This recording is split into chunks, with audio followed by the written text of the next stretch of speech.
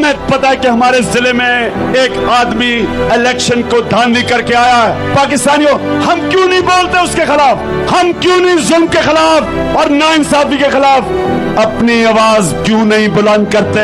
अल्लाह ने हमारे ऊपर जिहाद क्यों फर्ज किया है? क्योंकि जिहाद का मतलब आप जुल्म और नाइंसाफी के खिलाफ अपनी आवाज बुलंद करें, उसको बर्दाश्त ना करें। एक आम गरीब आदमी पाकिस्तान में, इन लोगों के पास सवाए अपनी वोट के है क्या?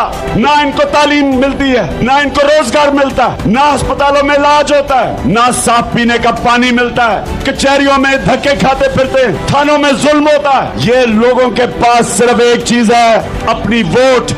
और अगर ये अपने वोट का इस्तेमाल ही ना कर सके, वोट किसी को दें, इक़्तिदार में कोई आ जाए, तो इन लोगों के पास क्या रह गया? जो हुकूमत आए आपकी वोट के बगैर, वो क्यों आपकी खिदमत करेगी? मैं पाकिस्तान के सारे इंसाफ के निजाम से एक सवाल पूछना चाहता हूं कि अगर एक हुकूमत धांधली करके इक़्तिदार में आ जाए, क्या पाकिस्तान में कोई ऐसा इंसाफ का निजाम है जो उस हुकूमत के खिलाफ हमें इंसाफ दे सकता है? क्या इलेक्शन कमीशन हमें इंसाफ देगी? सिर्फ यही नहीं कि हुकूमत आके धांधली करके गलत फैसले करे, पैसा बनाए, करप्शन करे, अवाम भी क्या करे?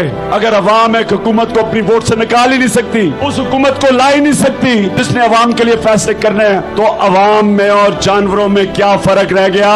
ये जुल्म का निजाम है। हुकूमत आ जाए, सारे इंसाफ के दरवाजे बंद, हमारे पास सिर्फ एक दरवाजा रह जाए, हम अवाम के पास जाए। मेरे पाकिस्तानियों, आप जब तक अपने हकूक के लिए नहीं खड़े होंगे, आपके हकूक को कोई नहीं तहफ़्फ़ुज़ देगा। ये आपको भेड़ बकरियां समझेंगे और समझ रहे हैं। और जिस मुल्क में कानून नहीं होता, इंसाफ नहीं होता, पाकिस्तानियों, उस मुल्क का कोई मुस्तकबिल नहीं होता। हक और सच के लिए खड़े हों, क्योंकि जब एक कौम जुल्म के सामने खड़ी होती है, वो अपने से जुल्म कम कर देती है। उस कौम पे जुल्म नहीं होते, वो कौम जिंदा हो जाती है। जब वो जुल्म के सामने सर झुकाती है, करप्ट लोगों को बर्दाश्त करती है, वो अपना मुस्तकबिल तबाह करती है, वो गुलाम बन जाती है, वो इन जालिमों की गुलामी करती है।